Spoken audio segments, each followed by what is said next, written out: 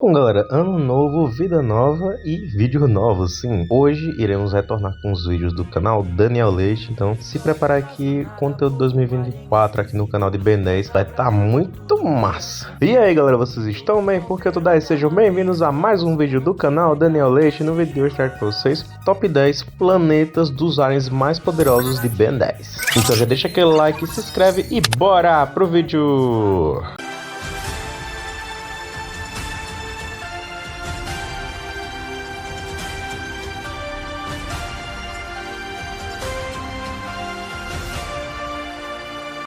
E aí, galera, eu já fiz aqui no canal top 10 dos aliens mais poderosos, né? Depois a gente vai trazer também, né? Eu e o Lucky, a gente vai trazer top 30. Sim, vai ter um top 30 dos aliens mais poderosos de Ben 10. Vocês não perdem por esperar, galera. Eu tô dizendo pra vocês, vai ser um negócio massa mesmo. Mas hoje é como eu falei, né? A gente vai mostrar pra vocês os planetas e homeworlds, né? De cada um dos aliens do top 10 mais poderosos, né? Vale lembrar, galera, que são os 10 mais poderosos contando todo o potencial totalitário do alienígena. Mas aí, vocês estão preparados pra essa aventura? Viajantes exploradores omniplanetários? Se sim, então vamos lá.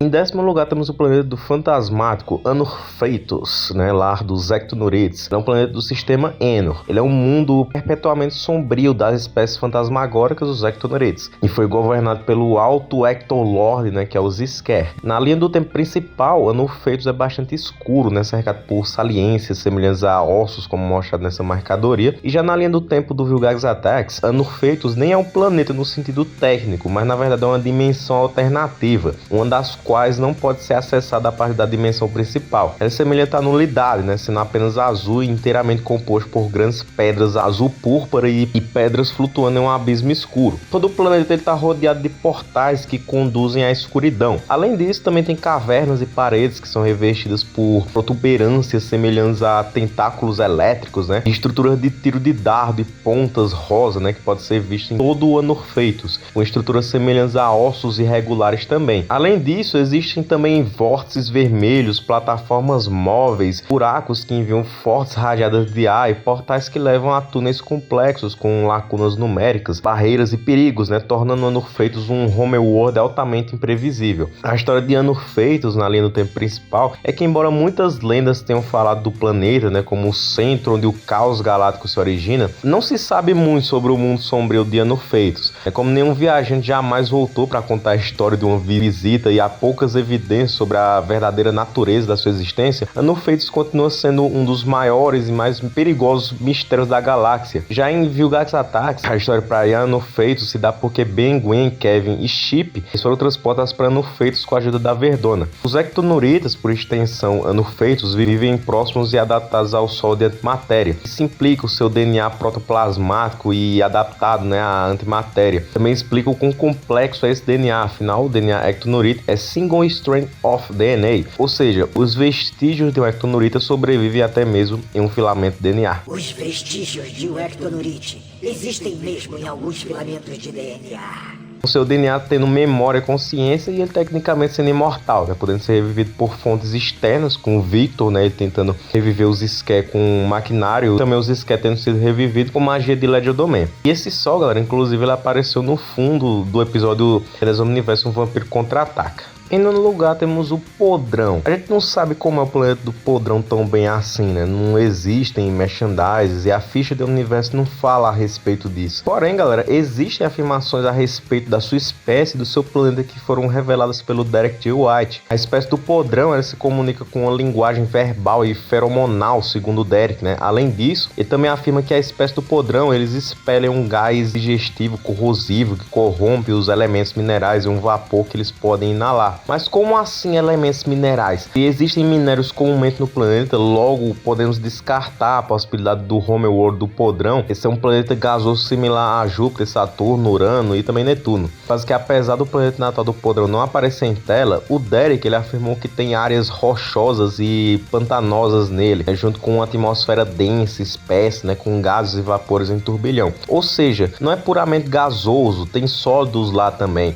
Quando questionado se os membros dessa espécies fabricam e vendem drogas únicas, porém ilegais para o mercado negro alienígena, o Derek ele respondeu que provavelmente fabricariam e venderiam coisas mais exclusivas, né, como poção do amor, em vez de narcóticos que qualquer um faria. Bastante curioso, não? Em oitavo lugar, espantoide. É confirmado pelo Derek que os membros da espécie do espantoide eles não visitam outros planetas, nem outras espécies visitam seu planeta, por causa que são reclusos. E ele também disse que eles comem alimentos orgânicos, né, e que no seu planeta natal, em vez de capacete, eles usam várias coberturas, né, para a cabeça. E antes de fato a gente entender do seu homeworld, é necessário a gente entender dele, né, da espécie. Os membros da espécie dos espantoides têm rostos extremamente assustadores, né, que exploram os medos primordiais trancados no cérebro, no subconsciente e no primitivo de todos os seres. Os seus rostos eles são tão terrivelmente horríveis que quase nenhum ser no universo conhecido pode olhar para eles sem se assustar, a ponto de ficarem pálidos. Se alguém tirasse uma foto do rosto dessa espécie, a imagem estaria embaçada, né, mas ainda deixaria as pessoas desconfortáveis. A visão do rosto dessa espécie pode causar efeitos adversos. O mais comum desses efeitos é a indução de terror e insanidade. O Psyphon, com a estrela anã, ele ficou tão apavorado com o rosto do espantoide que implorou para que ele ficasse longe, né, soltando gritos de terror. Essa espécie também pode causar náuseas, né, como mostrado com o Ardit, ele vomitando várias coisas que ele comeu. E essa espécie pode neutralizar forças que se alimentam do medo, por causa que os zombos ele achava impossível não se assustar com seu rosto. Outros seres como ectonuritas, loboans, tepcufans, os transilianos, vladats, os ormerorou, apoplexianos, biogosmas e até mesmo as personalidades de um sapiens celestial podem ser aterrorizados por essa espécie,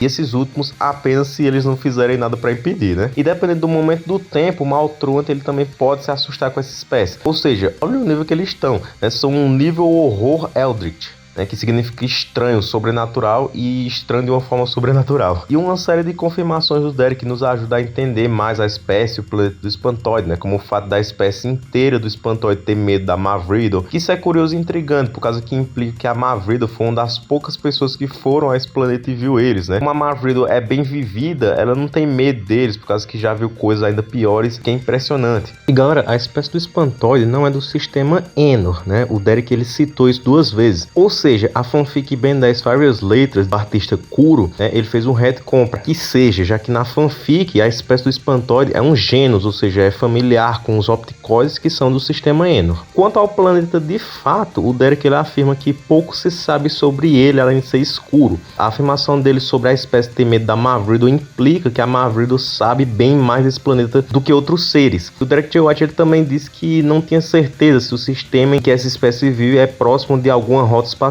ou não. Em sétimo lugar, Gravatak. O Gravatak por si só já é um homeworld alien ambulante, né? Tanto que aquelas pulgas alienígenas, os Hewlex, podiam habitar tranquilamente nele, né? Embora fosse problemático para ele. Mas basicamente ele fica ao redor de Kepler. Kepler é um planeta constantemente orbitado pelos Galileanos, que é a espécie do Gravatak. Embora Kepler seja universalmente conhecido como o mundo natal dos Galileanos, isso é mentira, por causa que nenhum deles jamais pisou no seu próprio planeta natal. O mais perto, né, que eles chegam é residir por um tempo em órbita ao seu redor, girando como elétrons, né, em torno de um núcleo atômico mantido em padrão pela atração gravitacional do seu planeta. Quanto mais galileanos em órbita ao redor de Kepler em um determinado momento, maior a energia de todo o sistema. Quando a quantidade dessa energia chega a um ponto crítico, eles são arremessados para longe de Kepler e para os confins do espaço. Mas como um salmão nadando rio acima, os galileanos eles são instintivamente atraídos de volta ao seu planeta natal, né, de vez em quando para reenergizar. A maioria dos galileanos são rochosos, baseados em silício, embora alguns dos maiores não sejam. Logo dá para hipotetizar que há sim alguns galileanos gasosos, e o Derek J. White ele afirma que existem certos deles que são do tamanho de planetóides reais. Em sexto lugar temos o Contratempo. Ele é muito difícil, afinal não existe nada confirmado, nenhuma merchandise, afirmação ou na ficha de Omniverse como é o seu homeworld. Logo, o que nos resta para saber do homeworld do Contratempo são as teorias, e há várias confirmações a respeito da sua espécie, né, que podem nos ajudar a formular uma ideia de como é o seu homeworld. Bem, a gente sabe que os cronossapianos têm leis rígidas sobre viagens no tempo, que se qualquer cronossapiano quebrar essas leis, o infrator terá suas engrenagens de tempo retiradas. E semelhante aos sapiens celestiais, os cronossapianos não gostam do professor Paradoxo, por causa que eles não apenas não aprovam seus métodos, mas o Paradoxo também não segue a suas leis. Os Cronosapiens eles jogam um jogo de estratégia semelhante ao xadrez, né, onde teoricamente reescrevem pontos do tempo que trariam melhorias dramáticas para o presente. Ao ser perguntado sobre o Cronosapien mais forte, o Derek respondeu que historicamente, embora o tempo dos Cronosapiens seja uma coisa engraçada, foi o antigo cavaleiro errante Sir Tock-Chick, que possui o título de persistentemente impontual. O Derek também afirmou que eles usam criaturas semelhantes a cavalos com poderes semelhantes aos deles, chamados de Cronosapien Equi, como montarias, né, uma das quais pertencia ao Sir Tock-Chick, o persistentemente impontual. Ao analisarmos tudo, vemos que, ao menos historicamente, há um Cronosapiano mais B10 do que o Maltruant, né, e o Maltruant já é boladão e tudo mais, é o bastante para conseguir coagir um Sapiens Celestial, ou seja, convencer um Sapiens Celestial a matar toda uma espécie, né, na mais pura lábia, né, ele convenceu esse Sapiens Celestial a matar os galvanianos da dimensão do bem negativo. Logo, se existe a capacidade de existir seres nesse nível, uma coisa é fato: essa espécie evoluiu muito mentalmente e tecnologicamente também. Não é à toa que a bomba relógio Cronosapiana é mais poderosa que o próprio Aniquilarg, por causa que a bomba destrói linhas do tempo de todo o multiverso. Então é possível definir que o planeta deles tem bastante tecnologia e coisas complexas e uma política severa que visa proteger vários contextos temporais. Em quinto lugar, gigante. O próprio Pop-Up descreve que não é home planet, e sim algo provindo do imprevisível. As chamadas tempestades cósmicas são tempestades grandes e especiais das quais nascem os Tocusters. Basicamente, tempestades cósmicas são como nebulosas e é exatamente assim que elas aparecem em Ben 10 Cosmic Destruction. É quando o Albedo, como o gigante do mal, ele cria um enorme dessas, né, para ir vagando pelo espaço. O Derek ele afirma que os Tocusters eles vivem sozinhos na ordem da galáxia, guardando-se silenciosamente contra ameaças do além, ou seja, eles esperam por ameaças na orla da galáxia e provavelmente é por isso que as tempestades cósmicas os criam, né, por necessidade de proteção. Em quarto lugar, Feedback, né, vindo aí da nebulosa de Teslavor, né, esse é o nome do lar dos condutoides. E Teslavor é uma nebulosa, né, uma área interestelar de aproximadamente 60 anos-luz de diâmetro, contendo altos níveis de descarga estática e composta principalmente por gases ionizados. Os condutoides eles viajam facilmente através da nebulosa de Teslavor, usando diferenças mínimas de voltagem entre eles para se impulsionarem. E acredita-se que os condutoides possam ser cruciais para a formação estelar, né, embora essa teoria ainda não tenha sido comprovada. E de forma estranha, o Derek J. White certa vez afirmou que a aparência de um condutoide provavelmente poderia ser um traje de contenção. No entanto, ele acabou refutando a declaração, admitindo que estava errado. E bem, Teslavor é uma nebulosa complexa, né, e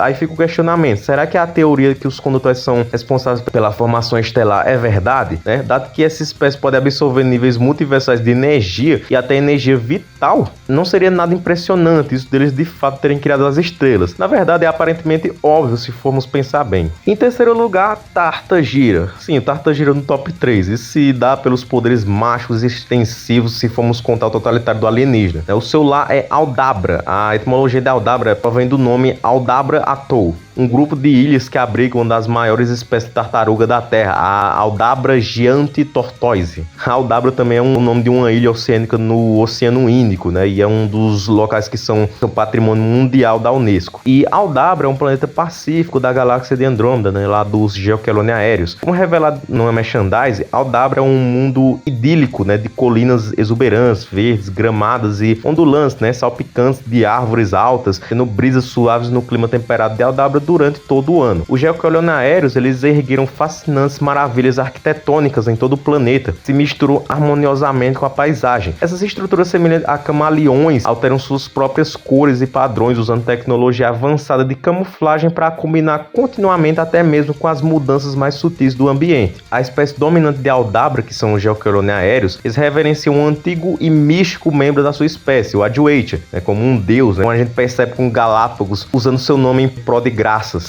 Graças a Adwaita deu certo. Inclusive o Duane ele afirma que Galápagos não sabe que Adwaita é do mal. Isso implica que a maioria dos Geoquelone aéreos também não sabem, né? A maioria deles não sabe nem o que é mentir e nem o que é prisão, por exemplo. Nunca ouviu falar de prisão? Desculpem, de onde eu venho não existe tal coisa. É melhor não ser mentira. Mentira! Não me diga que não existe mentira de onde você vem também. Não, mas a temperatura é muito agradável. E Aldabra tem um clima muito agradável, né? A gente sabe que a maioria de lá não mente, né? Além disso, lá é conhecido por não ter nenhum tipo de prisão. E Aldabra foi visto pela primeira vez em um flashback do episódio Fuga de Agregor de Ben 10 Supremacia Alienígena. O Agregor, ele invadiu Aldabra para encontrar um geocolônia aéreo. Depois de absorver o poder de um deles, ele sequestrou o Galápagos e tirou ele de Aldabra. Segundo lugar, galera, temos o planeta do Atômico. O Atômico segue sendo um alien com poderes amplamente inexplorados. A gente sabe que ele é o segundo alien mais poderoso do Omnitrix, né, que tem potencial nucleocinético imenso, podendo controlar até radiação gama. Cria uma órbita culinária de fusão do tamanho do Sol. Como o Atômico ele demonstrou ser extremamente confiante e com uma personalidade heróica, é crível pensar que mesmo sendo um mistério, teoricamente eles são heróicos e confiantes. Talvez seja por isso que são misteriosos e pouco se sabe deles na galáxia. Afinal, ser um herói e ficar mantendo segredo é mais tranquilo do que todos saberem, o bem que eu diga. Talvez, só talvez, a espécie do Atômico seja toda heróica, né, e querem esconder isso de todos. Mas é só algo teórico, né, provindo da personalidade que o Atômico tem. Não tem como saber ao certo, como afirmou o Derek J. White. Logo, hipotetizar como é o planeta é mais difícil ainda, mas talvez seja todo radioativo e com grandes tecnologias com metais e minérios que aguentem radiação. Dado que eles são excessivamente confiantes e podem causar um colapso total, é provável que o planeta seja enorme e muito resistente, não sendo destruído nem por uma coletânea de sóis que eles podem criar. Bem, aí fica como probabilidade, mas de fato a espécie e o planeta do Atômico de forma clara continua sendo um grande mistério. E vale lembrar que a espécie do Atômico não tem ligação alguma com os Pripyatosianos Bs. Logo, a teoria e lore de Ben 10 Five Years Later, né, que os colocam como Pripyatosians As, sendo de Pripyatos, é mentira, né? Mesmo sendo legal de pensar assim e tudo mais, a gente não deve levar isso como verdade por causa que não há respaldo, né, para isso. É confirmado pelo Derek que não é isso. Logo, os Pripyatosians As são uma espécie de Andrômeda que ainda não vimos, né? E o Atômico provavelmente é da Via Láctea mesmo. Em primeiro lugar, Alien X. E é claro, o centro da criação lá dos Sábios Celestiais. Se eu te disser que todos os conceitos já falados indiretamente foram criados pelo centro da criação. Afinal, como o paradoxo explica, o centro da criação é o local onde as ideias se tornam realidade. Podem começar dizendo onde fica o centro da criação. É a fonte do maior poder do universo. É onde as ideias se tornam realidade. O centro da criação é a fonte do maior poder do universo e onde as ideias se tornam reais. Ponto. Ele está fora do universo e é um lugar escondido para todos, exceto os Sábios Celestiais, o paradoxo e qualquer um que tiver o mapa do infinito. A paisagem que compõe o centro da criação é um belo reino semelhante ao espaço exterior, sem fronteiras identificáveis ou massa de terra. Os Sábios Celestiais eles nascem no centro da criação, mas alguns vivem na Via Láctea, segundo o Dwayne McDuff. Isso foi mostrado no futuro de Ben 10 Omniverse, com o Starbird estando na Via Láctea. Como o centro da criação é cercado por uma barreira de aleatoriedade cronal, está fora de sincronia com todos os tempos e totalmente inacessível ser o mapa do infinito, exceto para o professor Paradoxo e Sábios Celestiais. No entanto, o Paradoxo ele não pode estar dentro de 500 anos-luz de distância de um Sábio Celestial e, portanto, não pode entrar no centro da criação. Na teoria é assim, embora na prática, né, ele entrou dentro do Alien X e foi para o centro da criação no episódio do centro da criação. Mas bem, de forma curiosa, o centro da criação compartilha semelhanças com o Key Continuum de Star Trek, né, que são planos de existência extradimensionais, né, que servem como lar para espécies que beiram a onipotência. O Key Continuum, ele serve como um lar para o Key, e o Centro da Criação serve como um lar para os Sapiens Celestiais. E antes de toda a lore do Centro da Criação ser definida, o Alien X era para ser de uma nebulosa chamada Zvezda. Zvezda seria tão nebuloso quanto os próprios Sapiens Celestiais. Não era um planeta, ao contrário, era uma coleção não terrestre de gases e energia. Zvezda tinha como lore o plot de ser ignorado por astrônomos e viajantes espaciais, né, que não percebem que a vida inteligente realmente existe dentro da névoa escura. E os Sábios Celestiais, então, eles iriam preferir a solidão da sua existência encoberta em Zvezda, livres das preocupações mesquinhas e acontecimentos de todas as outras formas de vida do universo. Os Sábios Celestiais são capazes de sobreviver no ambiente semi-opaco usual de Zvezda, né, por estarem em harmonia com as estrelas. E Zvezda, esse nome significa estrela, né, em várias línguas eslavas como búlgaro, sérvio, russo e macedônio. Todavia, antes da introdução do Centro da Criação, o Dwayne McDuff ele já tinha afirmado que Zvezda não existia. Então ele retconou as mercadorias que diziam que existia. Mas obviamente, além do Dwayne, todo o plot de Zvezda em si não existe, né, por causa que foi retconado em Supremacia Alienígena no episódio do Centro da Criação, que estabeleceu que os Sábios Celestiais vêm do Centro da Criação, né, com a lore do Centro da Criação sendo muito mais cósmica e complexa, sendo a fonte do maior poder do universo e o local onde as ideias se tornam realidade. Então é isso, galera. Esse foi o vídeo, espero que tenham gostado. Comenta aí qual dos planetas Homeworld, né, não só de planetas vivem os aliens de Ben 10, mas mas de todo o conceito aí de Homeworld, né, que vem do centro da criação. Comenta aí quais vocês gostaram, comenta aí quais próximos top 10 aí. E é isso, galera. Deixa aquele like, se inscreva no canal se possível, seja membro, ative o sininho, falou e tchau!